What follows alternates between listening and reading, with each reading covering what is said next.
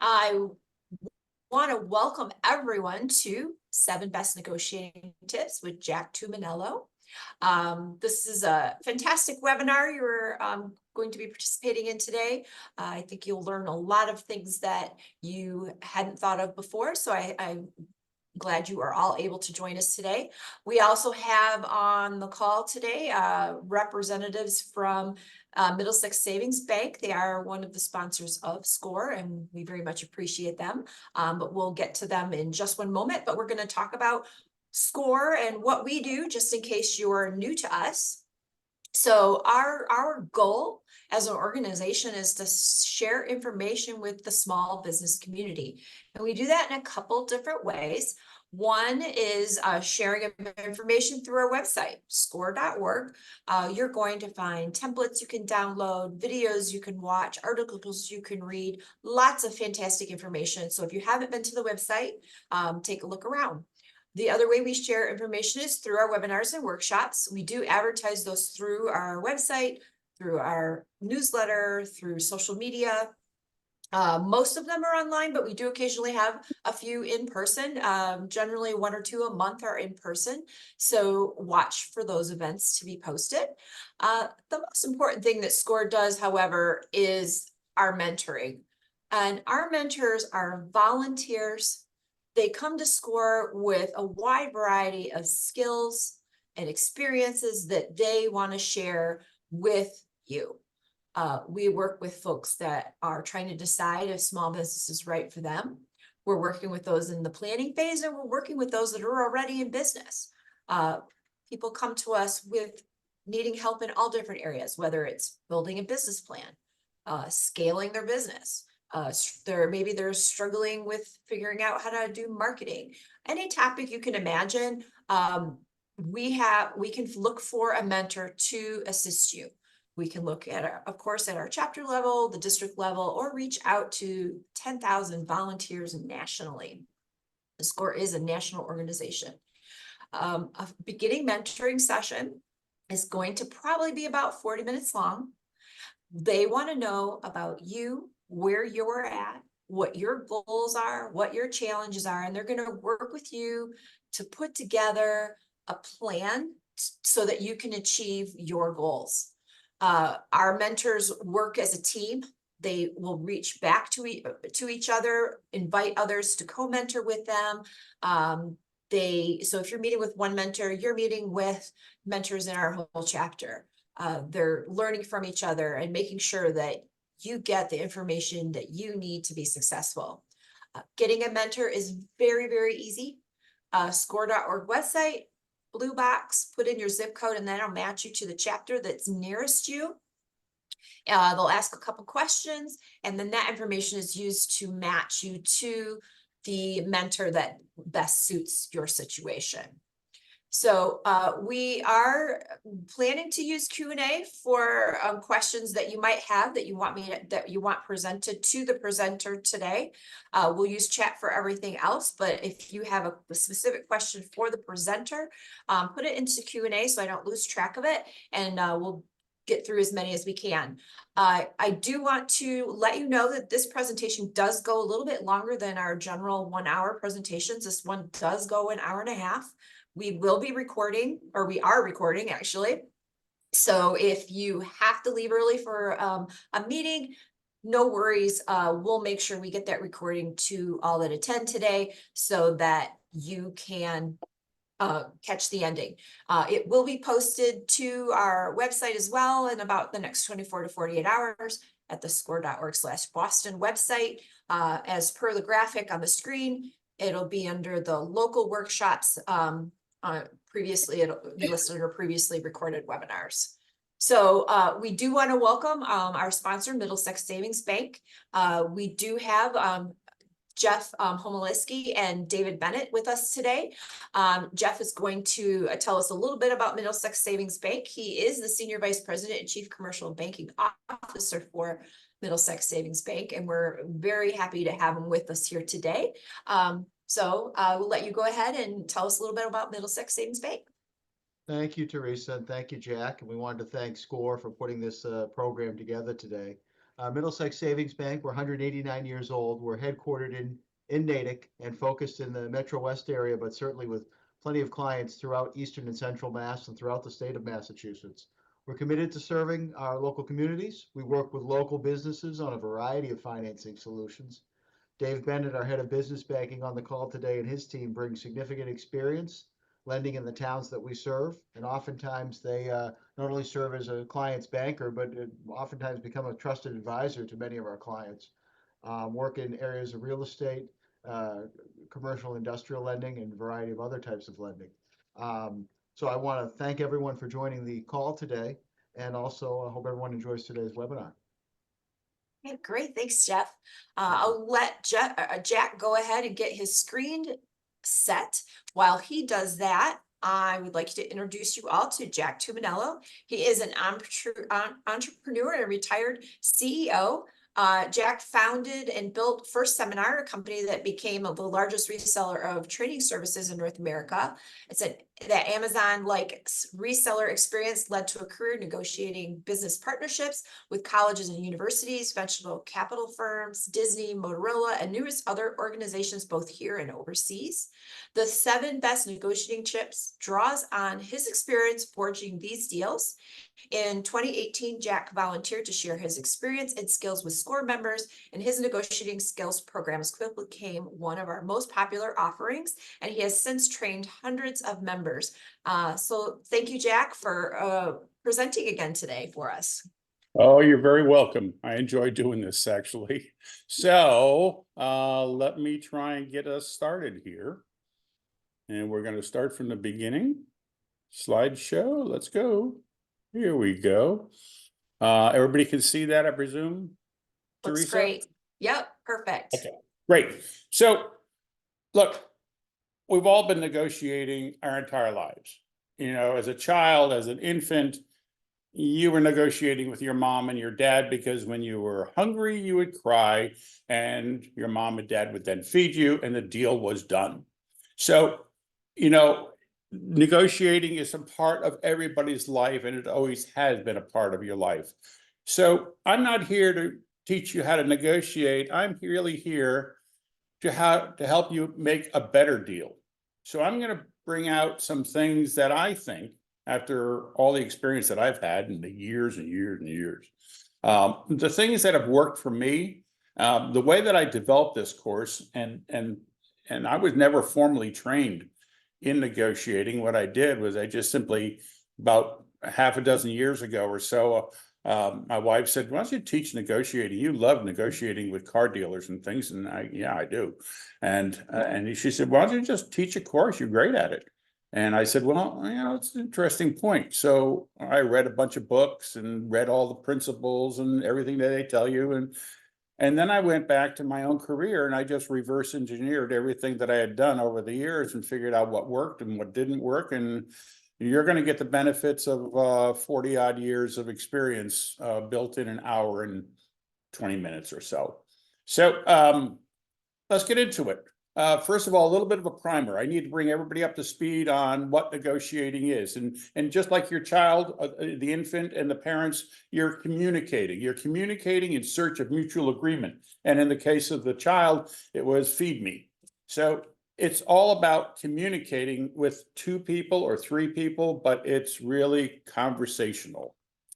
You know, in New York, actually, well, here's the examples of negotiation, police negotiation, hostage negotiation. You've heard all these things.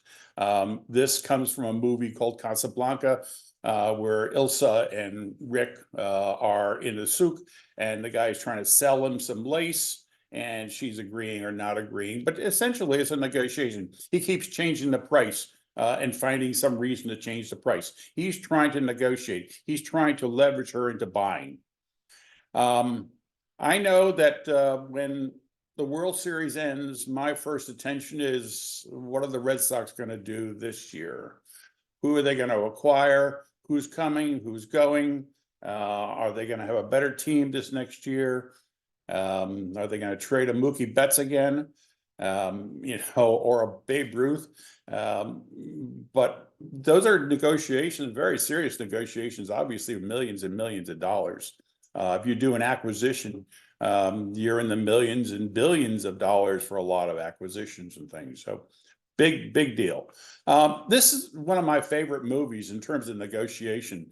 I'm not sure if you've ever seen it, but it all relates to, it's a Tom Hanks movie, and it all relates to the US government hiring this independent lawyer to go out and to negotiate the release of Francis Gary Powers, who was the U-2 pilot that was shot down over Russia in the 1950s. And it's a story about him and the negotiation that takes place with the Russians, with the East Germans, and how it all came about. Excellent movie. I always love watching it. So if you haven't watched it, I would, it's on Netflix. You can pick it up. We know that better deals improve business. You get more profits from better sales, client relations. You know that, and I think most people know that the retention of a client is really important, because it's one of your most expensive sales expenses is really acquiring new clients. So retaining clients is very important in client relationships. Partnerships and joint ventures, purchasing and contracting, these are all things that are obvious deals that, when done better, are meaningful to the company. But there's a whole nother set of benefits that negotiation has. Project teams. You're trying to sell your idea to a project team. Well, it's communication, it's negotiation, it's finding people to try your idea on a particular project. Management retention, retaining employees, reducing turnover. These are all expensive items that, if your management is trained right and maybe utilize a lot of the techniques that I'm going to cover today, you're going to find that negotiation isn't just something for the sales department or for the CEO or for the contracting and purchasing department. It's for everybody. And that's why I really think that negotiation, and I really discovered this in my career, it's really an essential business skill. I don't know why everybody doesn't teach it right from day one, but it's really so core to basically everything you do. So if it doesn't much matter, you're the CEO or the receptionist, there is an element of negotiation that always takes place in your job. Anatomy of a negotiation. I need to cover this just to make sure we're, again, all on the same page. Let's suppose we're going to buy this car, or you want to buy this car and it's for sale.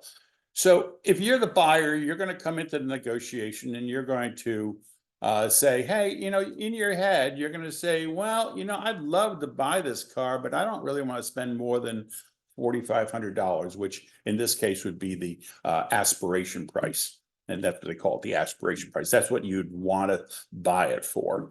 And of course, if it's over $7,500, that's your reservation price, which means above that, maybe there's other things I can do. Maybe there's other things I can apply the money toward. Maybe I'll just fix up my old car. Why get a new car? How do I convince my wife that spending $8,000 for this car is a good deal? Maybe it's just not worth it. On the other hand, the seller comes at it from the same point of view. He has an aspiration price, or she has an aspiration price, and they also have a reservation price. So in the middle here is what they call the ZOPA, Zone of Potential Agreement. That's just right out of the textbooks. It's the zone of potential agreement. It's the area in which the deal can be made. Now, everything's in a dotted line because nobody knows anything about what the other person is thinking. So the transaction might go something along this line. How much are you asking? The seller says, oh, $7,600. I said, that's too much. How about $5,800? And the guy says, hey, it's got $400 in new tires. I'm not going to let it go for that little amount of money. All right, so it comes up in price, and it's only got 55,000 miles on it. Let's split the difference. The guy says, okay, $6,900. Take it or leave it. The deal is done. Guy responds, deal. You walk away with a new car. This is just simply a pattern. This is the anatomy of what we've always known as a negotiation. But in 1981, Roger Fisher and Professor Urey from Harvard produced a book called Getting to Yes. And this really changed the whole paradigm of negotiation, at least in my mind. I think in most people's minds too. It really started saying, let's stop zero-sum negotiating. What I win, you lose. What you win, I lose. That's a zero sum. In this case, we're really talking about win-win. How do we make an arrangement between people where you get what you want and I get what I want, and we both walk away happy? How do we do that? And that's what we're going to be talking today, because what they're really saying is they say, stop competing. Stop competing and start collaborating. And so we're going to talk a lot about collaborating. How do we get a deal done? Here are the topics that I'm going to cover today. First is value, the concept of value. Incredibly important to understand this. We're going to then talk about leverage, strategy, black swans. Black swans are the unknowns that take place in a negotiation. We're going to talk about the human aspects of negotiation, because all negotiators are human beings. And of course, we've all got to deal with the devil once in a while, and we'll talk about how we do that. And then we'll finish up with closing the deal. We'll do a summary, and then certainly open it up for any questions and answers. I'll provide the answers, you provide the questions. So let's begin by talking about value. Value, relative worth, utility, or importance. Relative worth, utility, or importance. It's relative because it's individual. What's valuable to me may not be valuable to you. And there are lots of examples I can give of this, and I'm going to give you a few here. Maybe many of you have seen this, this drawing. It essentially is 1626. And the Dutch are acquiring the island of Manhattan from the Canarsie Native Americans. And a lot of people look at this and say, and the story goes that they offered them $26 worth of goods, and they ended up with the island of Manhattan. And most people say, wow, what a lopsided deal that is. Well, in reality, it's not. If you think about it, the Dutch, they had they had cloth, and they had pots and pans and knives.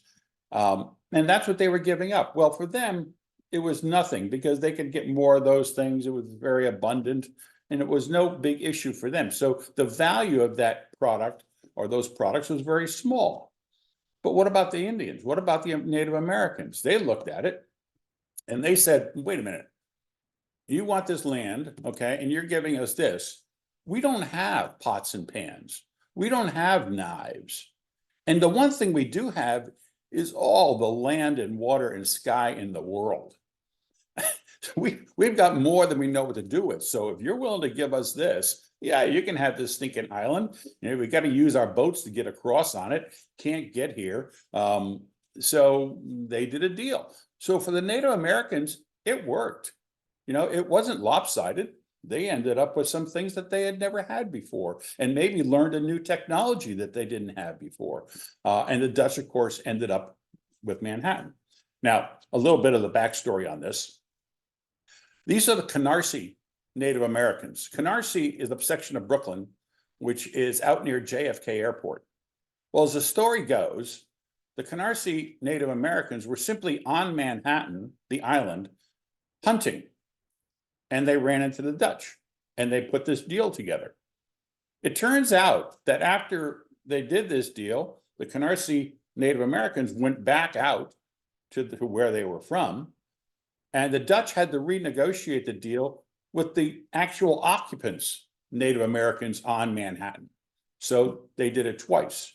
And besides that, so the Canarsie Indians, it wasn't even their property to sell. They just said, yeah, fine, you guys can have it. The other part of it is in I think it was 1656, the Dutch, in a deal, gave up Manhattan to the British in exchange for an island in the West Indies.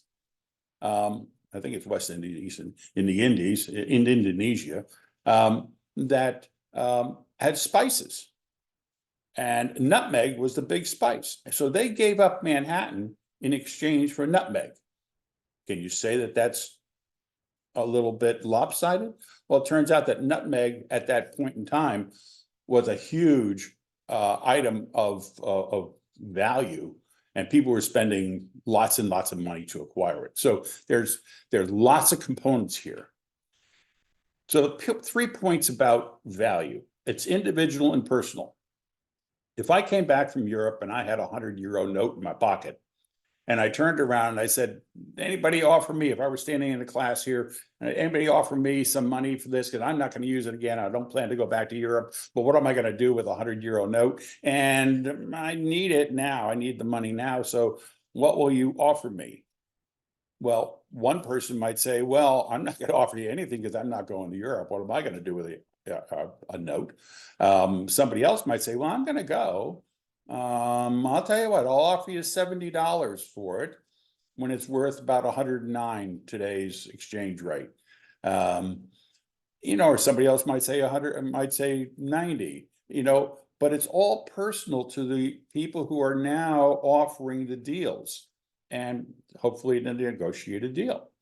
So it's individual and it's personal. You could have 100 people in the audience and each one of them is going to have a different opinion. The other thing you need to remember is that value is variable. Let's suppose that I'm on my way to an interview in downtown Boston, and I'm walking along, beautiful day, I'm all dressed to the nines, I look great. And all of a sudden I get to around Macy's and it starts to rain. Well, I can't go to my interview in the rain. So I dodge into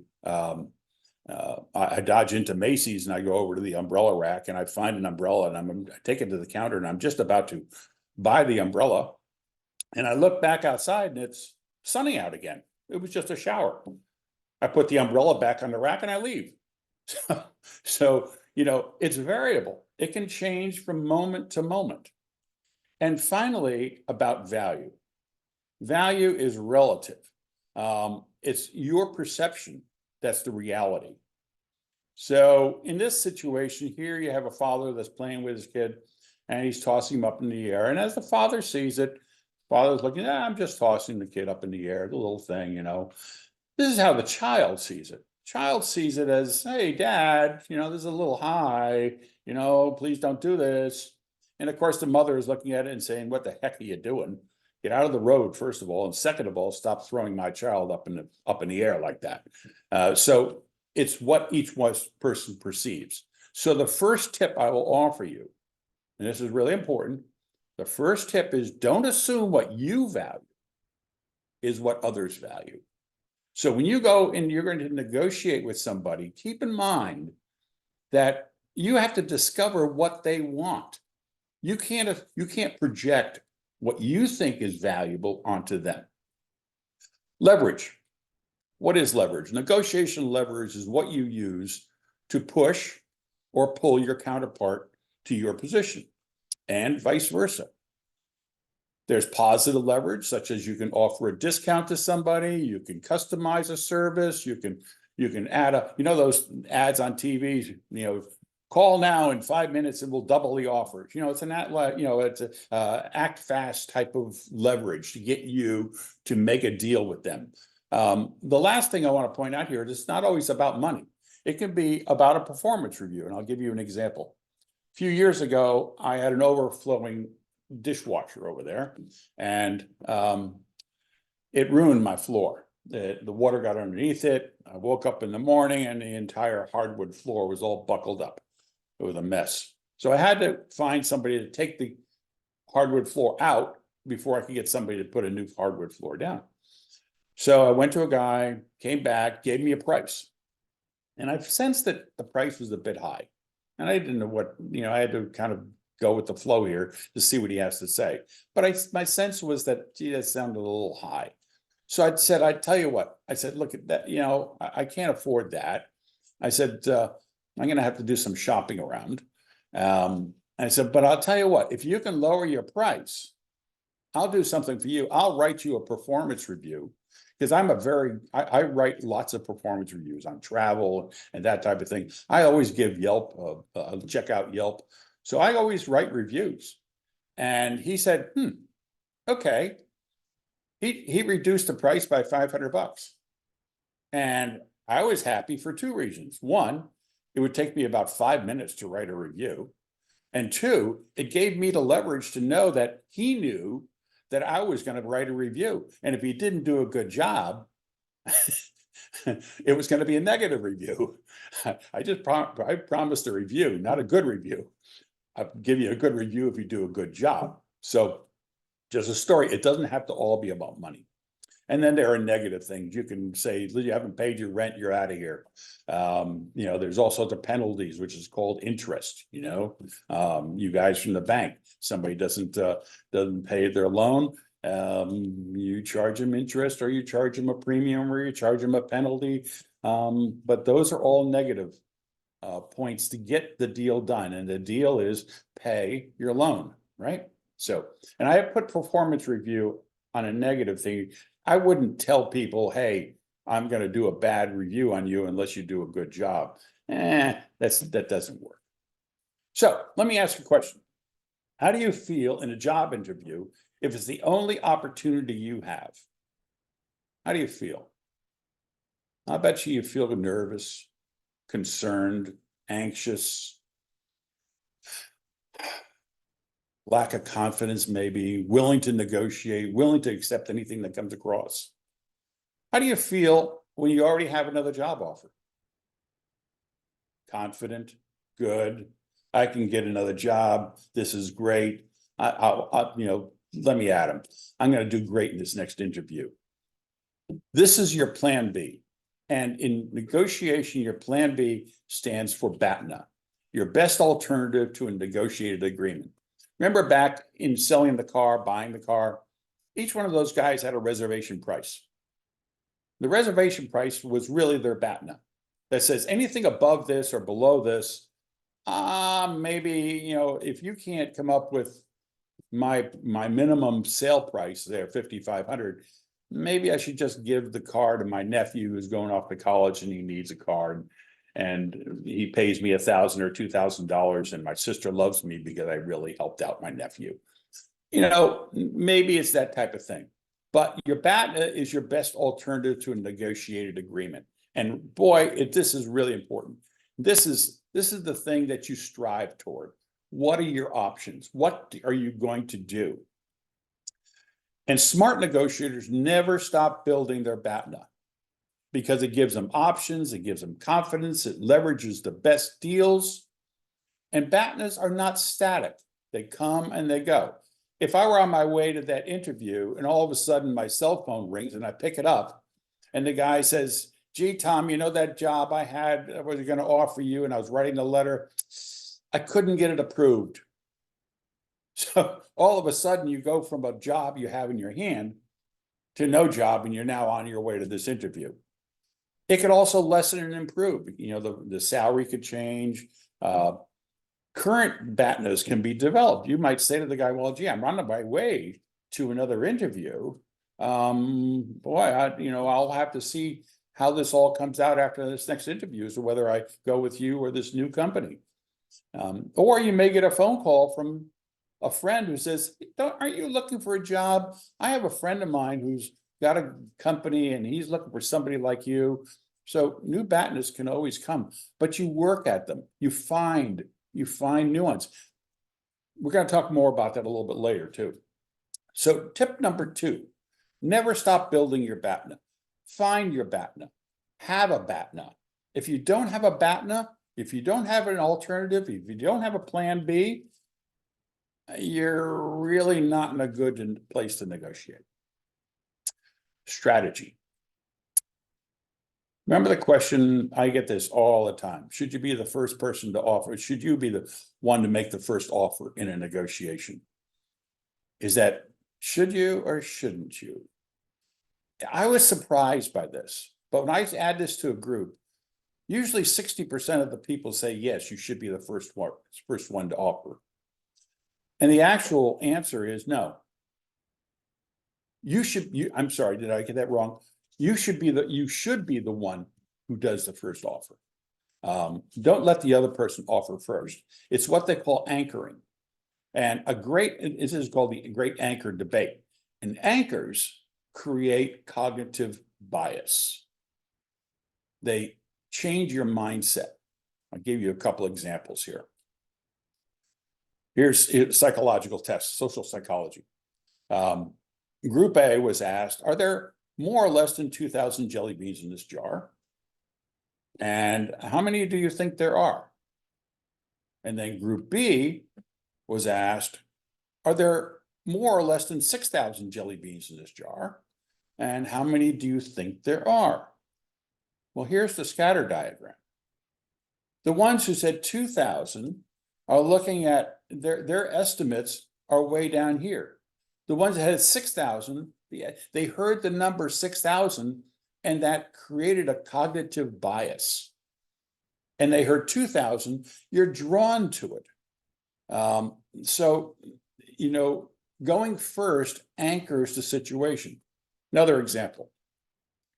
College students are asked, will you volunteer as a camp counselor for 2 hours a week for 2 years? And all the college students said no. Then they asked him, would you volunteer as a camp counselor on a 2-hour field trip? And 50% of them said yes. Then they offered another group, they said without the anchor, and they asked them the same second question, will you volunteer to be a counselor on a 2-hour trip? And only 17% said yes. It creates a cognitive bias. So always go first. Retail stores do this all the time. You go into Macy's, and right up front are the expensive sweaters. The sweaters that are $325 are great sweaters. So when you go in the back and you look at the deals, you see a sweater for $125, you're no longer thinking, well, $125, that's a lot of money. Now you're thinking, wow, $125, that's a lot better than $325 for a sweater or a jacket. So retail stores do this all the time. New car showrooms, you walk into a car showroom, there's the car, there's the list price. Don't you look at the price? It's always on the window. You look at it because that's what's telling you. They have set the number at that point. And when you start the negotiation, that's where the number begins. Real estate listings are the same way. And salary offers can be the same way. Somebody says, well, we're going to offer you this. And then all of a sudden you're negotiating around that number, as opposed to maybe the number that you wanted to negotiate around. How do you counter an anchor? This is important. You counter an anchor with credible research and data. Let's suppose lawyers do make pretty good money when they come out of college. Let's suppose that lawyer comes out, goes for a job interview, and it's a real estate lawyer or something like this, or a firm, and they offer the guy $60,000. But you were really kind of hoping that it would be more like $75,000 or $80,000 for a starting salary. You could say, if you did your research, and if it were really true that salaries were higher, you could say to the guy, gee, Tom, hey, I really appreciate you making the offer, but, I was researching and Googling, and you can do this, you can do the same thing. But for comparable positions in real estate law, the going rate seems to be around $80,000 or $85,000 to start, plus 3 weeks vacation. And you could start, and then all of a sudden you've countered the anchor with something that's indisputable: research, experience, competition. Competition is doing this. They have this product. You are changing the paradigm. The reason why people feel as though you should let the other person go first is because they believe that they might leave money on the table. Because what if the guy wanted to pay me more for that car and I told him $7,600, but he was willing to pay $8,500?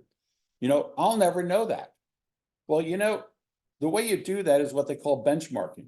And what I just did with the lawyer, I researched beforehand what the going salaries were.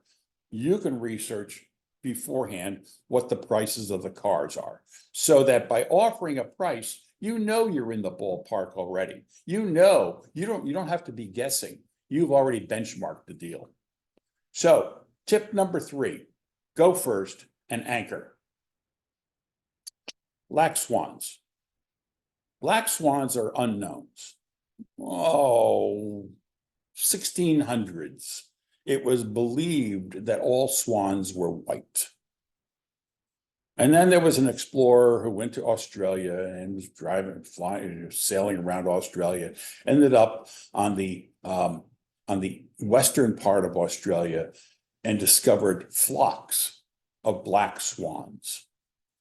And the message here really is, you do not know what might be there, what might be the situation, unless you really research and investigate and delve into it.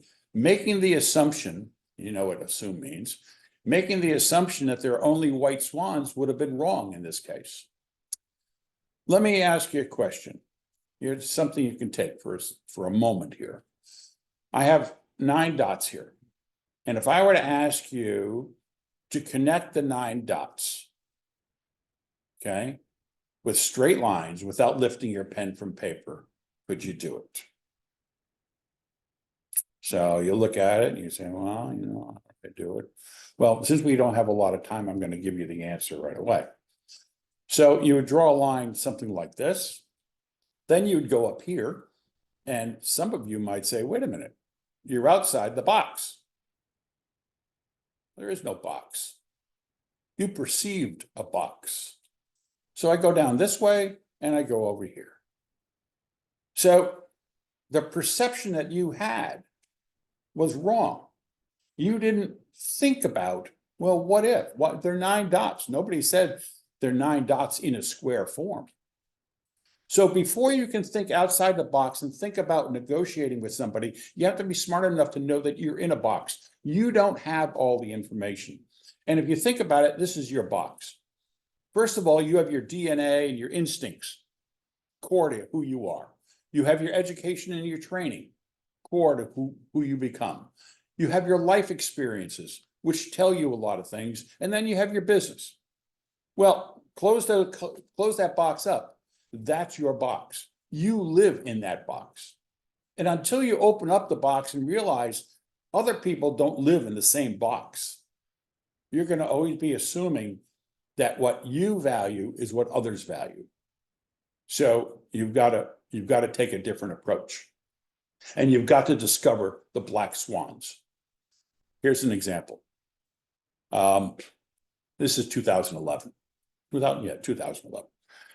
I produced a series of conferences, small business conferences, business owners, small business conferences. I came with an idea, and I came out of the professional development industry, so that's kind of where I did everything.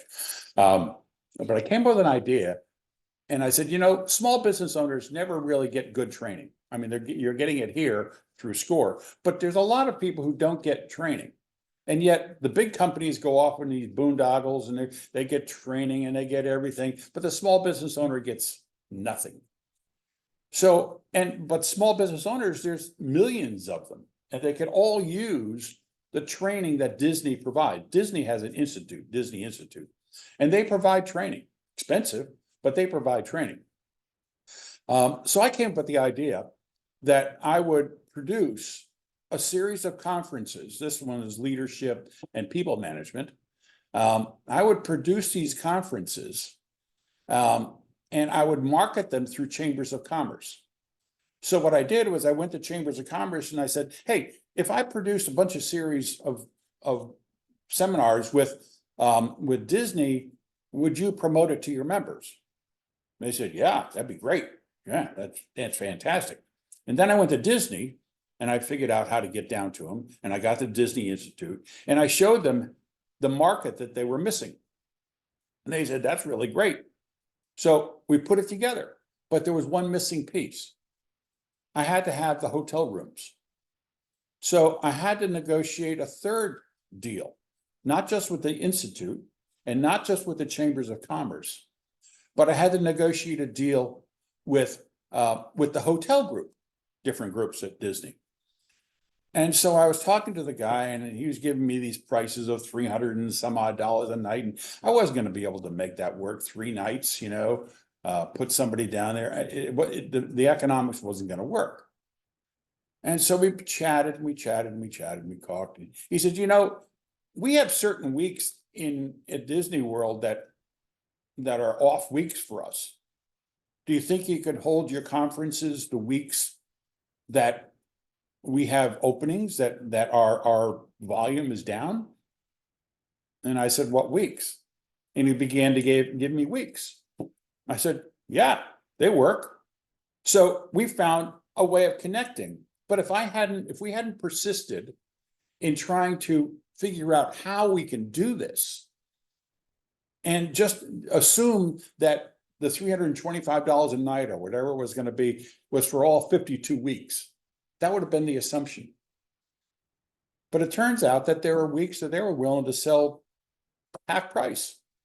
I got a great deal because I was bringing people down there to Disney World at times when they didn't have the audience. So, but you had to do it, you find out. So in a negotiation, there are positions and there are interests. The New York City Police Department's motto is talk to me. Talk to me, talk to me, talk to me. Because talking is really the way you get to finding out what people want. The idea about Disney, the idea really came from a lunch I had with a guy who is the Association of Chamber of Commerce Executives. He was a vice president. I don't know how I met him, but I did. And I took him to the Four Seasons for lunch. And over the 2 hours, he revealed something to me that, it wasn't a secret. I discovered something about putting deals together that would really work. And it sparked the interest in me to do the Disney Chamber of Commerce connection. And so it really worked. But if you're going to talk to somebody, if you really want to get some information out of somebody, if you're really trying to dialogue with somebody, don't take them to McDonald's, take them to the Four Seasons. It was the cheapest $100 lunch I ever spent. Discover negotiable possibilities. Seek interests, not positions. Ask discovery questions. And here's a good one. 2 eyes, 2 ears, 1 mouth. Use them proportionally. Listen, listen, listen.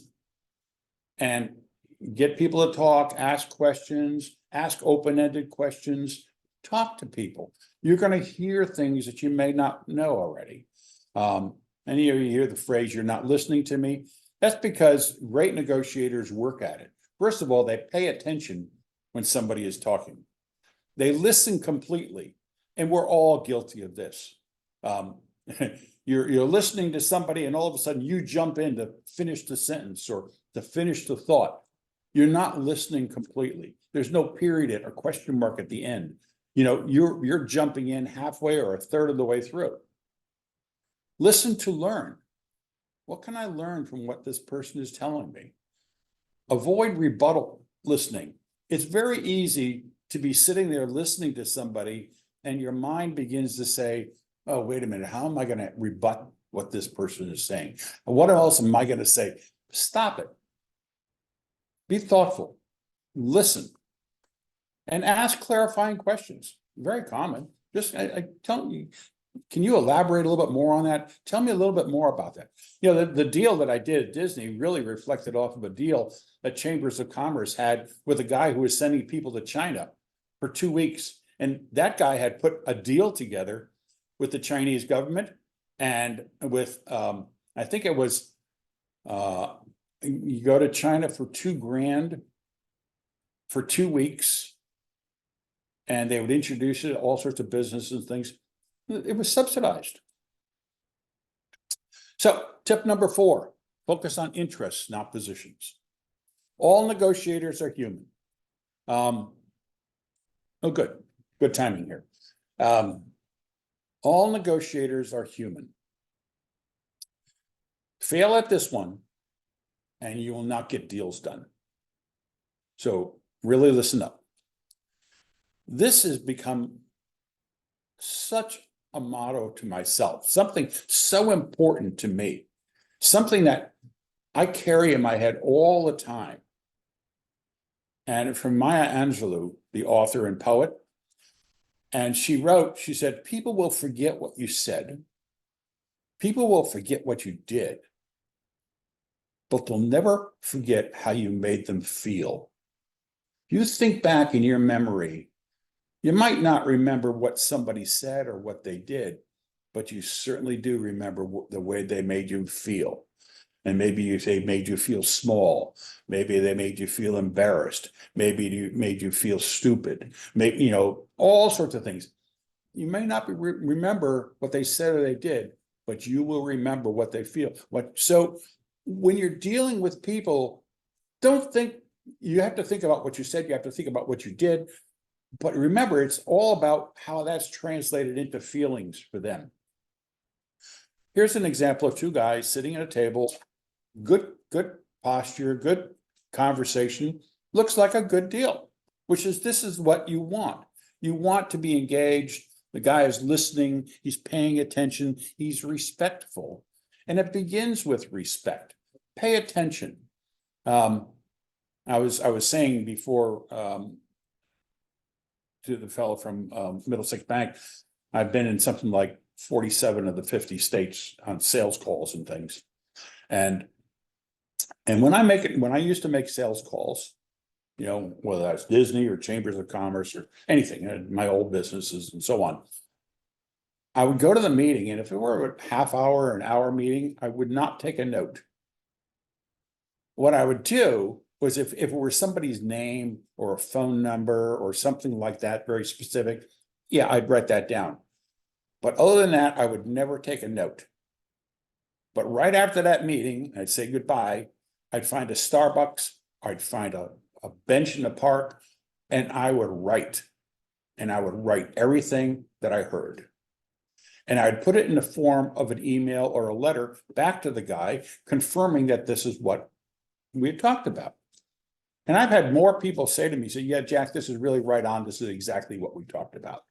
The pros, the cons, the good, the bad, everything was presented. And it served the purpose of being able to follow up on the sales call, but it also gave me the opportunity to document everything that was being done. I imagine doctors do this and nurses do this and so on, but you pay attention and write the notes later. Be interested. You can acknowledge an opinion with empathy, you can engage professionally, equal, so respect is really, really important. And there are ways to build rapport. Start with a compliment. If I were calling on our friends at the bank there, I said this to one of them this morning, I said, wow. I said, you guys were founded in 1835. And I looked it up beforehand. That's amazing. That's got to put you as one of the oldest banks in the country. Yada yada yada. But I was essentially saying something nice. Okay. Or I can say, wow, what great offices you have, or wow, that's a great tie you got on. That's a little pandering. But when you say something positive to somebody to start a conversation, it's really hard for them to be negative. It's really hard for them to be angry with you after you've said something nice about them or their company or their family. You be in somebody's office and you see somebody's picture and you have a sincere interest. The guy has a nice picture of his family on it. One of his sons wins a trophy and you say, this is great. What did he win the contract? Oh, that's really, just engage people, start with a compliment. Use names. I try to really, and I failed because I remember I know one of your names is Jeff and the other one is David, I think. But try to remember people's names.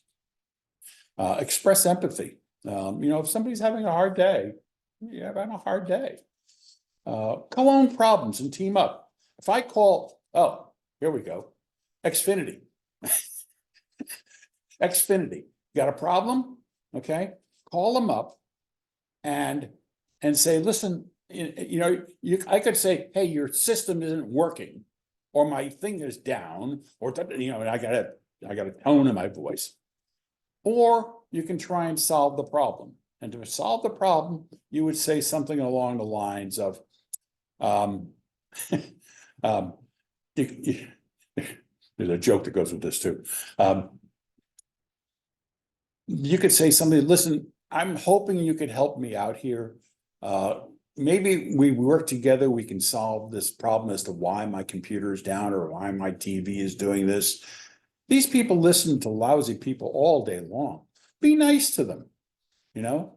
My wife laughs at me sometimes because I'll get on the phone and the person answers the other phone and says, this is Tom at Xfinity. And I'll say something along the line, Tom, I understand you're the man.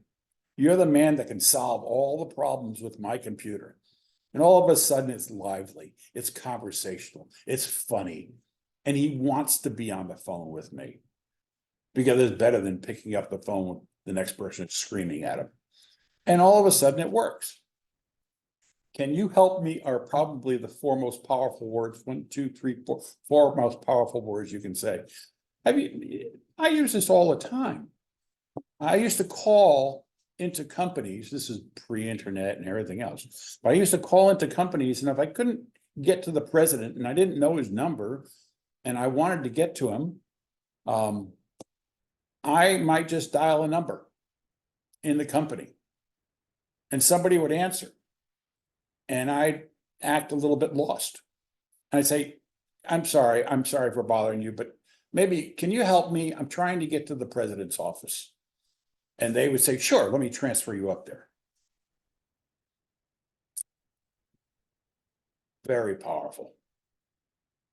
Trust is a must. Words matter a lot. Okay. Think versus feel. What do you think about the Red Sox this year? That's one answer. How do you feel about the Red Sox this year? Different answer. It's different. My first business, the reseller business that Teresa introduced you to, I came up with an idea of creating a clearinghouse, if you will, for professional training. You could call my 800 number and I could find you the training program that you were looking for. So to do that, I had to aggregate all of the training providers and their schedules, and there's millions of training seminars out there, into a single database. I think at one point I had 300 and some odd thousand events in my database. But if somebody called me and they were looking for a project management course or a negotiation course, I could probably point them to 3 or 4 vendors and their schedules and their dates and enroll them into the programs. And it was a free service. The way I made my money is not charging for the information, but rather charging for the sale. Because people will pay you for sale, right? But I started off by saying, okay, we need to get a 30% commission from the vendors, from the providers, to make the business model work.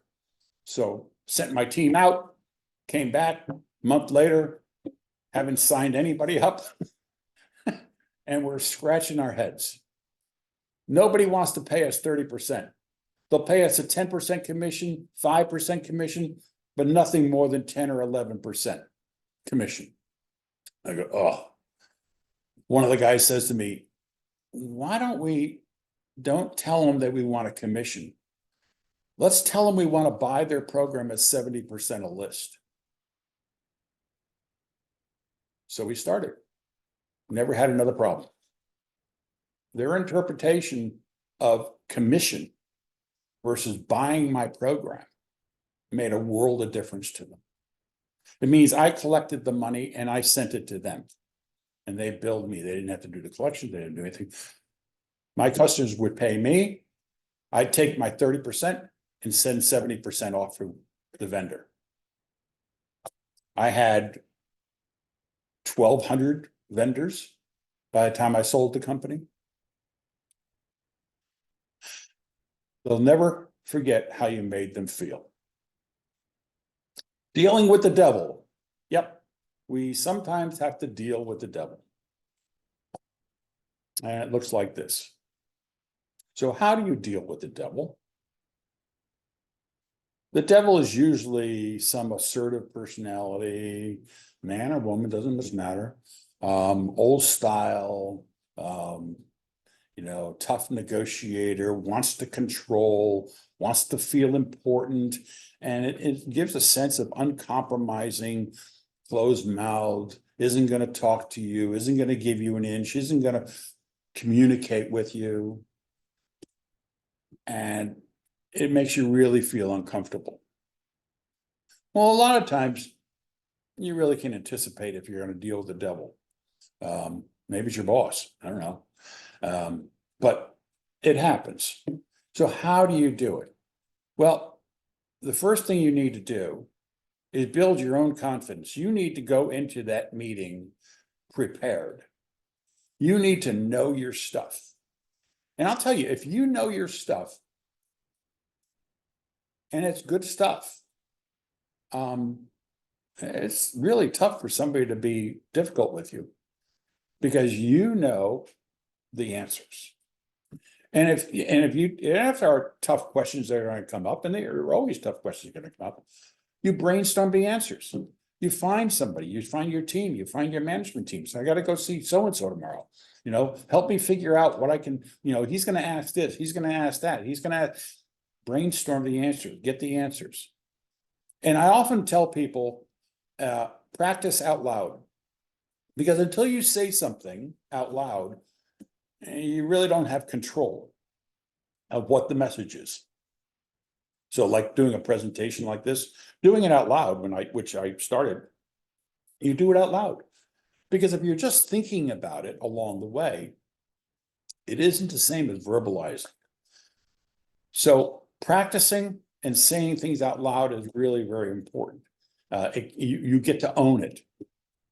And then the last thing is, if you're in a situation where you can do something like make a tough phone call, stand up. Really, it works marvelously. Don't sit down, stand up and make the call. It just gives you a sense of confidence. So if you're dealing with somebody who's going to be tough, stand up and make the call. How to deal with the devil? First of all, you got to check your emotions at the door. Don't, you've got emotions, yeah, but you can control your emotions, leave them at the door. Somebody once told me this, and it was really kind of cool. It's not personal. Remember, it's not personal, it's business.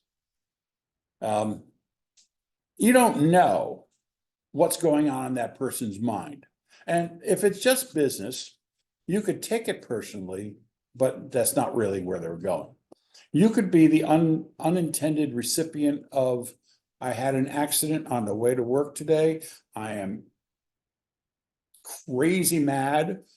And I'm essentially taking it out on you because you're my first appointment for the day. Well, it could happen. It could happen that you had an argument with your wife or your husband on the way to work. One of your kids is giving you a problem. You have no idea what's going on in people's lives. So cut them some slack. Understand that they may be going through something, and maybe you just need to be a little empathetic. Just don't lash back at them. Just understand that they may be going through a tough time of some kind. And emphasize commitment. Look, I'm here. Look, this is a little difficult for me, difficult for you. All I'm trying to accomplish is the best mutual outcome for both of us, your company and my company. So how do we do that? I hope we can do that. Keep focused on the problem. Don't say no, suggest options. For example, somebody says this and say, interesting. What if we did this? You didn't say no, but you're now offering some options that essentially are a no. Make your idea their idea. You could say something like, Tom, you said something before that really sparked something in my head. So I've been running with it in my head, and I think you've said something that really might work. So you've made your idea their idea. Listen, they want to be heard, and involve others. You can always have a third person or somebody else come with you to the meeting. Sometimes that takes down the temperature because it's just, and besides that, it's good because, having another person there, they'll hear things that you didn't hear. And it's, you don't always get that chance, but if you do, have somebody else involved in the meeting, but don't ambush them, I always took objection to the fact that I'd show up for a call or something or a meeting, and all of a sudden there were 2 or 3 people in the room, and I didn't know that. I just expected to see this one guy or one woman, and I really took objection to that. It's kind of like, it's kind of like you guys are coming at me, If you had only told me in the beginning, say, Tom, Jack, I'm going to have our VP of engineering also join us because I think he could be helpful with the conversation. I would have said, sure, great. But it's the surprise. Oh, there's an expression, surprises are for birthdays. That's pretty good.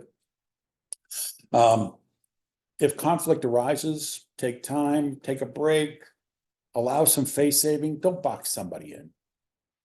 Give them some time. Apologize if you made a mistake. Don't be a big person. Stay calm. Keep your focus on the problem is tip number 6. So if you're dealing with the devil, just keep your focus on the problem, not the person. Let's get to closing the deal. So, good timing. All right. So, negotiator's checklist.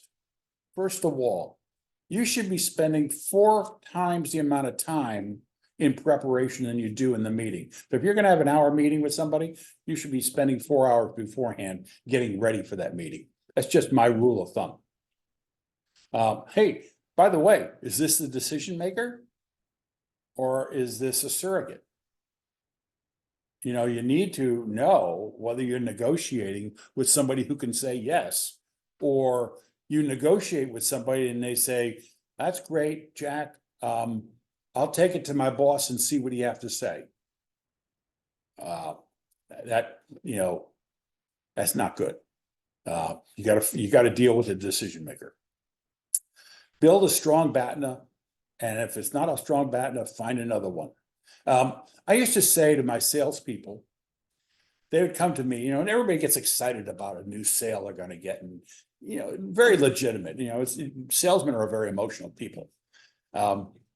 They come in and say, Jack, looks like so and so is going to sign up. We're going to get a deal with them. I said, that's fantastic, Tom. Do yourself a favor. Go get another deal. Go make some phone calls right now and get another deal and put it in your pocket. Because 2 weeks from now, when you're going to negotiate with that first company, you want to be in a position where you've already got something in the back pocket. Somebody else. Remember the thing about having a deal, having an interview with a job that you already have or another offer? You're going to be in a stronger position to negotiate. And if he's a savvy or she's a savvy person, they're going to want to know when the end of your quarter is, because they're going to call you at 4 o'clock at the end of that, the last day of that quarter, and they're going to say, well, I'm not sure if we're going to do the deal or not, and so on. Well, you want to be in a position to not be begging so that you make your numbers or not. You want to be in a position where you can negotiate from strength, because you have a plan B, or maybe multiple plan Bs, or maybe you've already made your numbers. So win-win rapport. You got to have a win-win rapport. You got to be conversational. You got to have engaged people.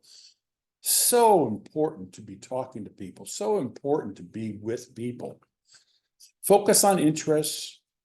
And have you made a good faith effort? Come on, we all know. Have you made a good faith effort? Is it real? Why negotiations fail? Lack of rapport, lack of trust, lack of empathy, emotions, failure to listen. I mean, you could have written that list too. Some mini tips. Yeah, I changed the title of this. I thought, yeah, that's kind of interesting. Some mini tips.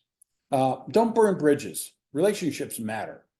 In business, you're going to be negotiating with somebody over and over again, or you're going to be negotiating with somebody who knows somebody who knows somebody.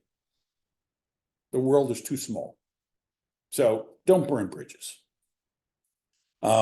Explore with what if.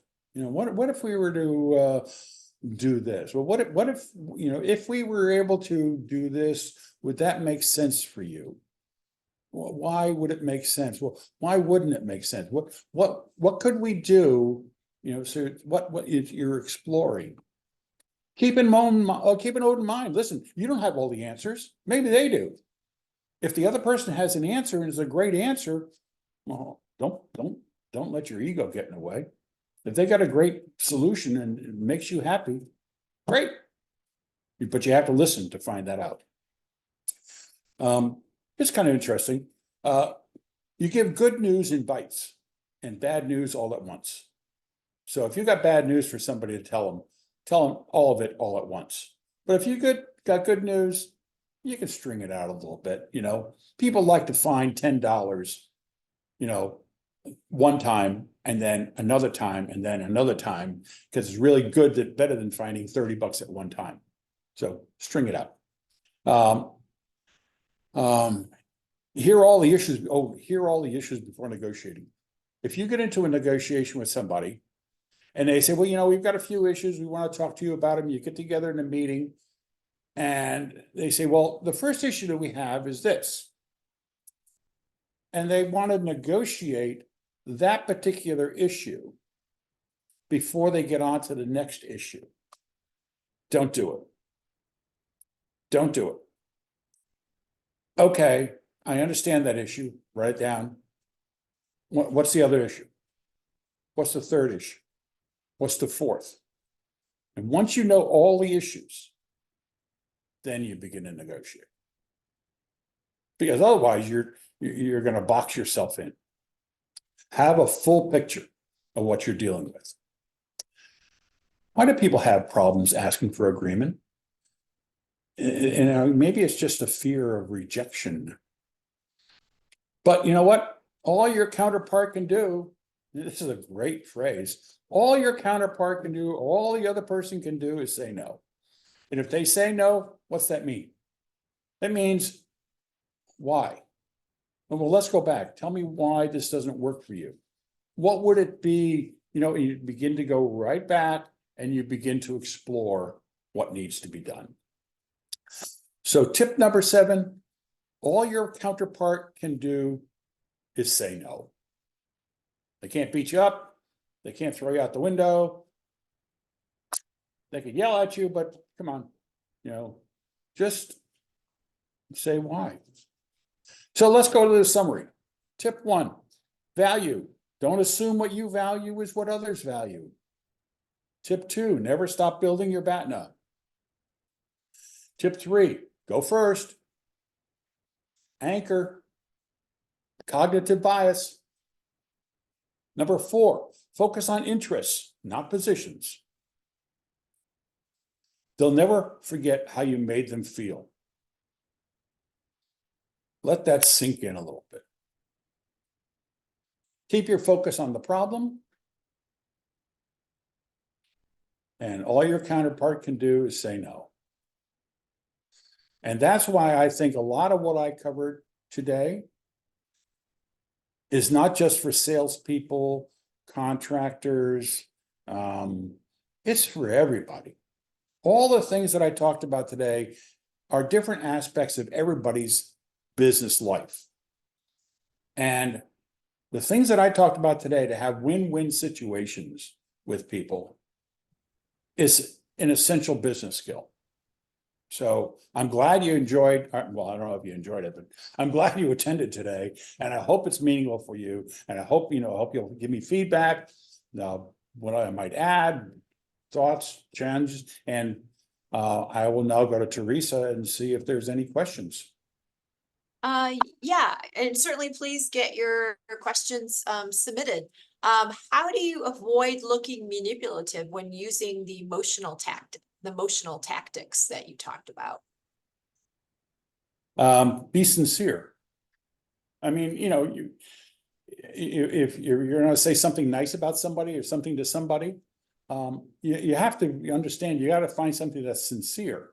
I would, when I found out that Middlesex Bank was founded in 1835, I was sincere. I mean, wow, that's amazing. 189 years? Holy cow, that's amazing. So you got to find something that's sincere. If you don't find something that's sincere, don't do it, because then you're pandering, and people pick up on that stuff. I'm not sure you'll have an answer to this question. Certainly we can ask one of our mentors that are lawyers. Is it customary to negotiate with lawyers as you're searching for a firm to work with, or is that not professional? I'd negotiate with them. Why not? Yeah, that's nothing to lose. Yeah. I mean, why not? I mean, if I had to find a lawyer, to negotiate with them, I might not use the term negotiate. If you had a personal injury case or something like that, and they're going to charge you this percent or that percent, I don't know, that'd be a little bit. But there are some precedents out there. I'm not sure if people are familiar with what is called the Lehman formula. The Lehman formula, you see these deals that are acquisitions, huge billion-dollar acquisition. They apply what they call a Lehman formula, a double Lehman formula. There's the Lehman formula, the Lehman Brothers. Lehman formula was the commission to the private equity firm or whoever's putting the deal together was 5% of the first million, 4% of the second, 30% of the third, 2% of the fourth, and 1% of everything thereafter. If you've got a big situation and you're going to make a lot of money, and the lawyer's going to make a lot of money, well, let's have an honest conversation. I mean, they could stick their feet in the ground, but then again, you could also talk to other lawyers. They're just business people. Can you review what ZOPA stands for again?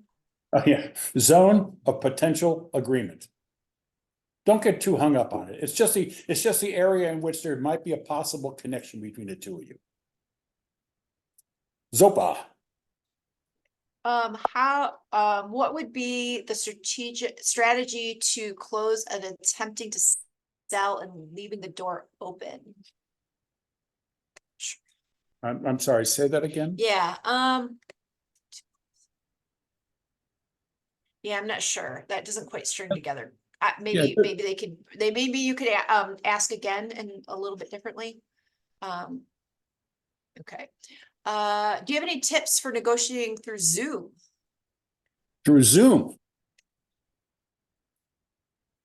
Well, I think it's really, frankly, I think it's a bit of a hindrance, but that may be just the way the world is now.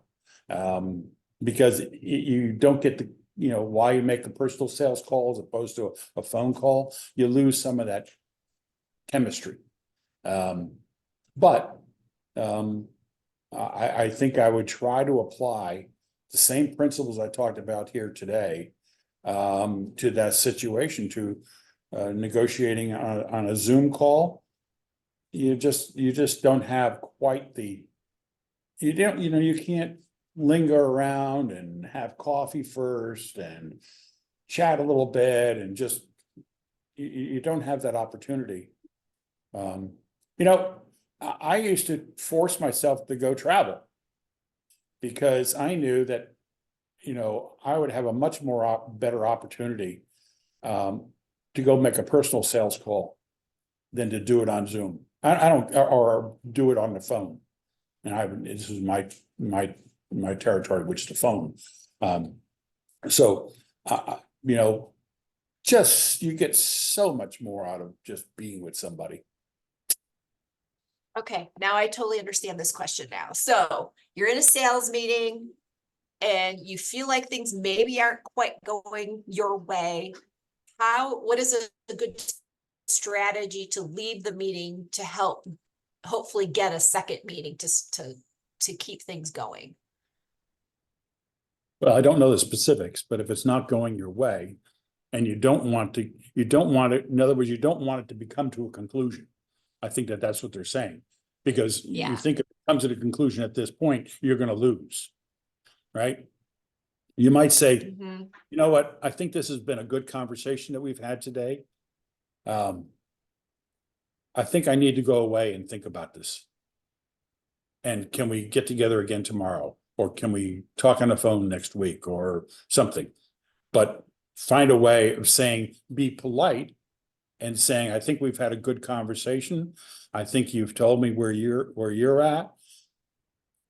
I really need to think about this because I really want to give you the best answer I can to whatever the situation is.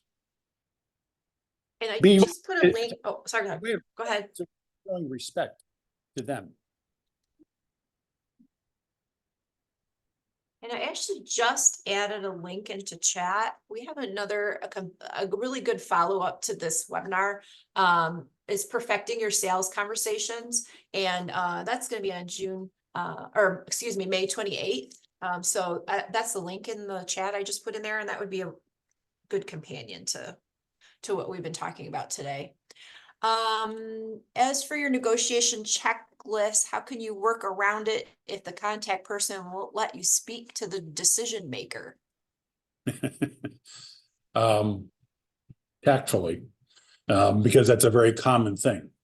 Because, you know, they're going to say, what, are you insulting me by not letting me, don't you trust me that I'm not going to take this to my boss and get them. Said, look, I'm representing my company. My responsibility to my company is to negotiate, and my company has entrusted that to me, and I owe my company the same responsibility that when I'm talking to another firm, I can't go back to my management and say, well, I only had to, it's like dropping a brochure off in the mail. So you've got to push back a little bit, but you got to really be careful. Maybe this story might help a little bit. It was a bit of a negotiation on my part. My first business, I raised venture capital for. And this is a long time ago. And I would send out business plan after business plan after business plan after business plan after business plan.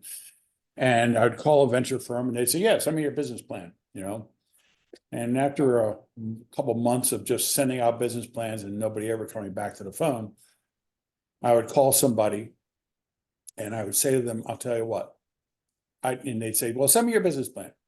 And I would say to them, look, I'd be glad to send you my business plan. I really would love to have you see this because I think it had merit. But let me tell you a 1 or 2 minute deal about the business. And if you think it's in your ballpark and if you think it's appropriate, I will certainly send you the business plan with one request. And that request is that once you've had a chance to review it, you and I will meet and we'll discuss it. But on the other hand, if after this 1 or 2 minute thing, I tell you what it's about, and if it doesn't work for you, fine.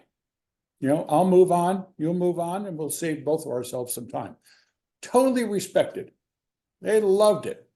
And I got people to say, no, Jack, that doesn't really fit with what we do. We're really more into this or more into that. I called one firm, they were into motion pictures. I didn't know. I was calling people to find money. And they were very honest. They said, no, this really doesn't fit our portfolio. So, I wish you the best in your pursuit. But it was the deal that I made, which is I'm glad to send you the business plan because you requested it. Assuming you're willing to meet with me. And I'll, let's call back in 2 weeks and set a date for a meeting. And if the person said, sure, okay, I agree, then I had a deal. And you know what? If that person didn't follow through with me, well, then they weren't a good person to have a deal with in the first place. You got to have a professional attitude. You got to be professional with each other. And if they were going to be unprofessional, but I'll tell you what, it worked for me because I needed to get in front of people to make my first business work. Sending out a business plan, you go to a venture capital office, you got business plans stacked to the roof. So you have to somehow distinguish yourself from them. And the way you do it is, you have an elevator pitch. Let me tell you what the business is. The business is this. In venture capital, it's all about the problem, the solution, and the people. And if you can present your business in that way, the problem is this: there are 1 million seminars going around the world every year, and nobody can get to them because nobody can sort out where they are and everything else. The solution is I'm going to aggregate all of that into a database, and people can call me on an 800 number pre-internet. And I'll have reps on the phone who will find them the program that they want. And besides that, I've got a team of people here that are chomping at the bit to do this. We have the experience, we have the skill, we know how to do this, and we're totally committed. Anyway. All right, so this is the last one we'll go over. Can you just very briefly explain when you mentioned you changed it from commission to like a discount? Can you just give a really brief recap on that real quick? Yeah, sure. For me to make my business work, my idea was that I would sell seats, much like a travel agent, okay? Or a broker or a ticket master, that type of thing. You're selling seats. You're selling seats in an airline. You're selling seats, okay? And you don't, my thing was I wasn't going to charge people for the airline information. That would be crazy. What I wanted to do is the people with the problem were the training providers who were spending scads of money sending out millions of brochures and getting very few registrations. So to get the 30% that I needed, I would say to the people, we're going to go out, we're going to sell you your program, we're going to sell a seat in your program, and when we do, we want you to pay us a 30% commission. And that's what really did not make sense to them, because they had in their head, anchoring, right? They had in their head that a commission is only 5 or 10%. So that it was cultural at that point. But when you turned it around, like a book publisher or a distributor of books, they get books at 60% of list price. What you tell them is that you're going to buy the program, you're going to buy their program at 70, just allow us to buy your program at 70% of list. That way we'll collect the money from the vendor, he'll pay us, or from the customer, he'll pay us the list price. We won't charge less, we won't charge more. Okay, we're not going to compete with you. We're going to do the same thing as you do. So if it were a $500 program, we'd get 30%. Okay, we'd send you $350 as opposed to you writing us a check for $150.